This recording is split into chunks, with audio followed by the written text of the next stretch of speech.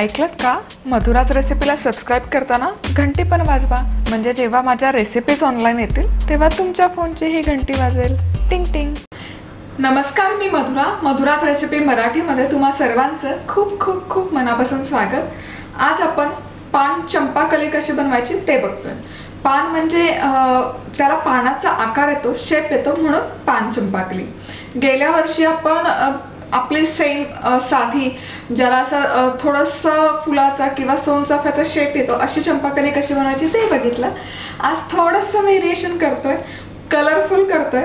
गौरी गणपतीचे जिन्नस बघतोय. गौरीच्या आरासमध्ये ठेवायला हा एक अफलातून आणि वेगळा पदार्थ होतो आणि बनवायलाही फार असा अवघड नाहीये. तर सगळ्यात आधी 2 कप मैदा मी घेतलेला आहे. यामध्ये मीठ घालायचंय अर्धा चमचा. आता तुम्हाला हवं असेल तर तुम्ही चवीसाठी यामध्ये थोडा ओवा घालू शकता, जिरं घालू शकता, जिऱ्याची पूड घालू शकता, लाल तिखट, चाट मसाला, काळी मिरीचे तुकडे. पण मी शक्यतो प्लेन ठेवते जेणेकरून त्याचं जे टेक्स्चर आहे त्यामध्ये हे कण दिसत नाही मसाल्यांचे. यामध्ये 1-2 चमचे आपण डालडाचे घालतो. डालडाच्या ऐवजी तुम्ही साजूक तूप घेऊ शकता. त्याचबरोबर 2 चमचे तेल कडकडीत गरम करून त्याचं मोहन पण तुम्ही इथे वापरू शकता. आता हे जे वनस्पती आहे हे छान असं क्रम्बल करून घेऊ. यामागचं कारण असं आहे, ही चंपाकली मऊ पडत नाही, मस्त अशी खुशखुशीत होते. त्यासाठी आपण हे कुठल्याही प्रकारचं एक फॅट याला रब करून घेणं किंवा इंटिग्रेट करून घेणं खूप महत्त्वाचं आहे. तर गेल्या वर्षी आपण प्रचंड आणि खूप साऱ्या रेसिपीज बघितल्यात. गौरी गणपती विशेष मोदकांचे भरपूर प्रकार आहेत, गौरीचे भरपूर प्रकार आहेत. तर तुम्ही सर्च करू शकता लाडू, त्याला टॅग मधुराज रेसिपी टाकून, किंवा करंजी त्याला टॅग मधुराज रेसिपी टाकून, चकली, मोदक मधुराज रेसिपी असे टॅग टाकून तुम्ही हे यूट्यूबवर सर्च करू शकता. नसेल एखादा पदार्थ सापडत तर आम्हाला तुम्ही madhurasrecipe@gmail.com ला तुमची क्वेरी पाठवू शकता. चला तर मग हे तूप व्यवस्थित असं मिसळून झालं आणि मस्त असं ग्रेनी टेक्स्चर आलेलं आहे मैद्याला. आता आपण हे मळून घेऊयात. तर इथे आज मी रंग वापरते, खायचा रंग हिरवा, कारण आपण पान चंपाकली करतो तर हिरवा रंग खूप सुरेख दिसतो. नाही रंग घातला काहीच हरकत नाही, तुम्ही प्लेनही बनवू शकता. किंवा मग अगदीच तुम्हाला नॅचरल नैसर्गिक रंग हवा असेल तर तुम्ही हळद पूड यामध्ये घालू शकता. त्यामुळे नॅचरल असा तुम्हाला पिवळा रंग यामध्ये मिळेल. थोडं थोडं पाणी घालायचं आणि घट्टसर गोळा करायचा, सैल करायचं नाही. चला तर मग इथे व्यवस्थित हा गोळा मळून तयार आहे, व्यवस्थित असा घट्टसर झालेला आहे. आता काय करूया, कुठलाही कणिक आपण करतो तसे एका बाउलमध्ये ट्रान्सफर करायचे आणि झाकून फक्त एक 10 मिनिट बाजूला ठेवायचे. खूप वेळ वेस्ट करायची गरज नाही आहे, कारण मैदा आहे, जसजसं वेळ जातो तसतसा तो खूप सैल होत जातो.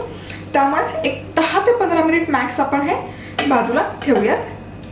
चला तर मग इथे हे पीठ फक्त एक 10 मिनिट मी बाजूला ठेवून घेतलं. आता हे काढून पुन्हा एकदा थोडंसं मळून घ्यायचं, हलकंसं. पीठ छान मळलं गेलं असेल तर छान अशी स्मूथ कन्सिस्टन्सी येते, तुम्ही बघू शकाल. आता काय करायचं, यामधून एक छोटंसं गोळा करून घ्यायचा या पिठाचा आणि हा आपल्याला थोडासा असा आयत आकार म्हणजे रेक्टँग्युलर शेपमध्ये लाटून घ्यायचा. पानाचा शेप घ्यायचा आपल्याला, त्यामुळे थोडंसं आपल्याला हे उभट करून घ्यायचं.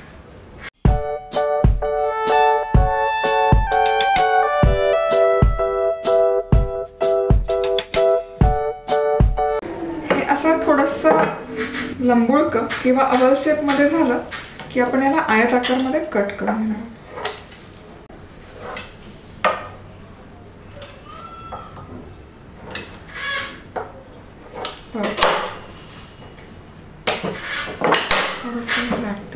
खूप पातळ लाटायचं नाहीये, साधारण पोळी ज्या थिकनेसची ठेवतो आपण त्या थिकनेस मध्येच लाटून घ्यायचं. आता हे जे लांबट बाजू आहे त्या बाजूला आपण हे असं कट करणार आहोत. एंड टू एंड कट करायची गरज नाही आहे, एजेस आपल्याला इंटॅक्ट ठेवायचं, कट झाले नाही पाहिजेत एजेस.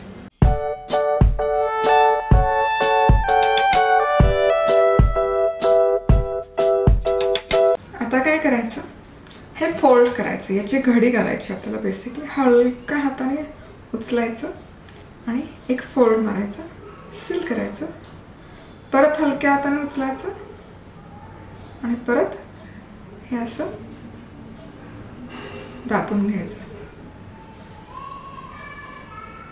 आता हे डबल फोल्ड करून झालं की एक साइड अशी पिंच करायची, त्याला तो लीफचा आकार द्यायचा. पीठ सैल नाही लागत. आणि आता हे बरोबर मधल्या बाजूने ओपन करायचं आणि हे असं ट्विस्ट करून बाहेर काढून घ्यायचं. परफेक्ट. हे एकमेकाला चिकटलं नाही पाहिजे, थोडं असं लूज ठेवायचं. मस्त. आणि आता ही दुसरी जी बाजू आहे ही आपण सील करणार आहोत. आता ही खालच्या बाजूने सील केली तर ही आपण वरच्या बाजूला सील करणार आहोत, अपोजिट डिरेक्शनला.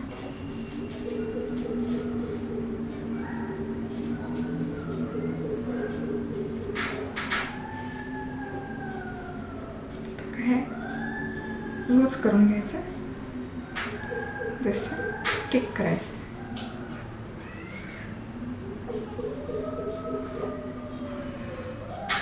परफेक्ट. आणि हा आपला पानाचा शेप बनवून तयार आहे. केवढं सुंदर दिसतंय तुम्ही बघू शकाल. आता एका प्लेटमध्ये काढून घेऊया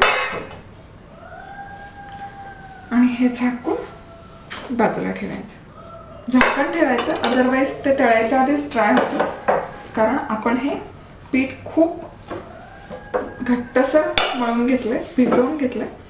आता पुन्हा एक तुम्हाला पान करून दाखवते. खूप आकर्षक दिसतं हे गौरीच्या सजावटीमध्ये. नेहमीच आपलं चकली, लाडू, चिवडा करण्यापेक्षा छोटं छान दिसायला अट्रॅक्टिव्ह.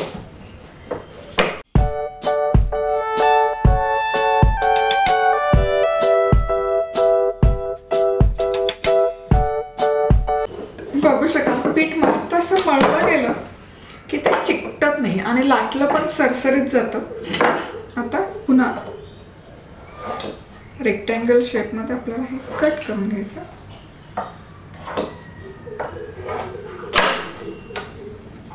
थोडासा लहान वाटलं तर आपण हे थोडंसं फिरवून घेतलं. ओके. थिकनेस आपण रोजची जेवणाची पोळी जशी बनवतो तसंच ठेवायचं. आता कटरने हे असं कट करून घ्यायचं मध्यभागी.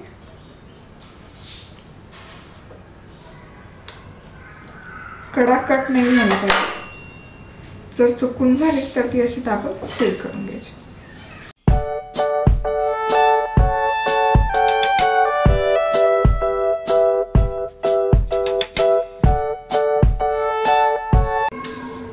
परफेक्ट. आता डबल फोल्ड करून घ्यायचं. हे हलक्या हाताने उचलून घ्यायचं. हे असं मधला जो आकार आहे तो लूज झाला पाहिजे. प्रेस करायचं. आणखी एक फोल्ड. आता ही जी एक बाजू आहे ही अशी पिंच करायची, त्याला असं पानाचा आकार द्यायचा, देठाचा असतो तसं.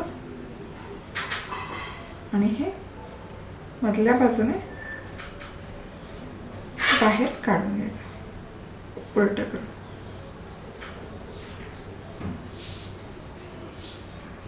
मस्त.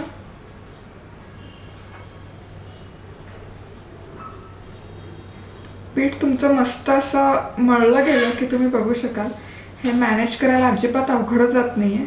आणि ह्या पाकळ्या पण मस्त अशा सैल होत आहेत. आता हे पिंच करून घ्यायचं. परफेक्ट. किती सुंदर दिसतंय. आणि हे मध्ये ओपन नको व्हायला, थोडंसं आपण दाबून घेऊयात जेणेकरून त्याचा शेप इंटॅक्ट राहील. जरी आता हे चिकटल्यासारखं दिसत असेल तरी जसं आपण तळतो गरम तेलात ते लूज होतात. परफेक्ट. आणि याच पद्धतीने मी माझ्या सगळ्या पान चंपाकळी तळून घेते, लाटून घेते. चला तर मग इथे आपलं हे पान चंपाकळी बनवून तयार आहे. आता हे आपल्याला अर्थातच तळून घ्यायचंय. तर इथे तेल मीडियम हीटवर गरम केलेलं आहे आणि आता चंपाकळी आपण यामध्ये सोडूयात. हाय हीटवर तळायचं नाहीये, लो टू मीडियम हीटवरच फ्राय करून घ्यायचंय, कारण आत बाहेर पूर्ण व्यवस्थित तळली गेली पाहिजे. खूप हाय हीटवर तळलं तर याचा रंग पटकन बदलतो आणि आतमध्ये कच्च्या राहतात. अजून सबस्क्राईब केलं नसेल तर जरूर सबस्क्राईब करा. त्यामुळे काय होईल, या रेसिपी ज्या मी अपलोड करत असते याचं नोटिफिकेशन तुम्हाला मिळेल आणि तुम्ही कुठलीच रेसिपी मिस नाही करणार. तर इथे हे चंपाकळी बनवून तयार आहे. दोन्ही साईडने 2 ते 3 मिनिट कमीत कमी फ्राय झालं पाहिजे. हलकासा, अगदी हलकासा सोनेरी रंग यायला सुरुवात झाली की आपण हे काढून घेणार आहोत. कच्च्या राहिला नाही पाहिजे या चंपाकळी, म्हणजे त्या खुसखुशीत लागतात. कच्च्या राहिल्या तर त्या मऊ पडू शकतात. त्यामुळे तेलाचं टेम्परेचर परफेक्ट असणं फार गरजेचं आहे. आता आपण हे काढून घेऊया. करू शकतोस. झाल्यावर तेल पूर्ण ड्रेन करायचं.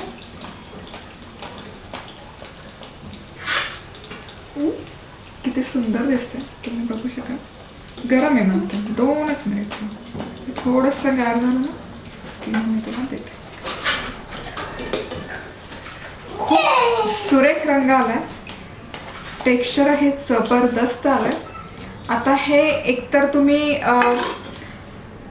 चंपाकली जे आहेत या अशाच सर्व करू शकता किंवा मग त्यावर थोडीशी पिठी साखर भुरभुरू शकता किंवा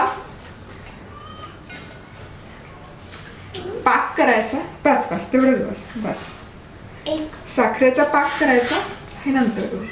आणि त्यामध्ये या चंपाकळी सोडायच्या आणि काढायच्या. जसं आपण जिलेबीच्या बाबतीत करतो तसंच पाकामध्ये ट्रेन करायचं, म्हणजे त्याचा पाकामध्ये डिप करायचं, म्हणजे त्याचा कलर आणखी खुलून येईल. अशी पण सुंदर दिसतात. हवाबंद डब्यामध्ये स्टोअर करू शकता. या अशाच पान चंपाकळी तुम्ही चहाबरोबर खाऊ शकता आणि गोड केला तर ॲज अ स्वीट म्हणून कधीही खाऊ शकता. तर आज वेळात वेळ काढून तुम्ही ही रेसिपी पाहिल्याबद्दल तुम्हा सर्वांचे खूप खूप खूप मनापासून धन्यवाद. पुन्हा भेटूयात अशाच एका छानशा खमंग खुसखुशीत गौरी गणपती विशेष रेसिपी बरोबर. तोपर्यंत मस्त राहा, खुश राहा, आनंदी राहा आणि सगळ्यात महत्त्वाचं खात राहा.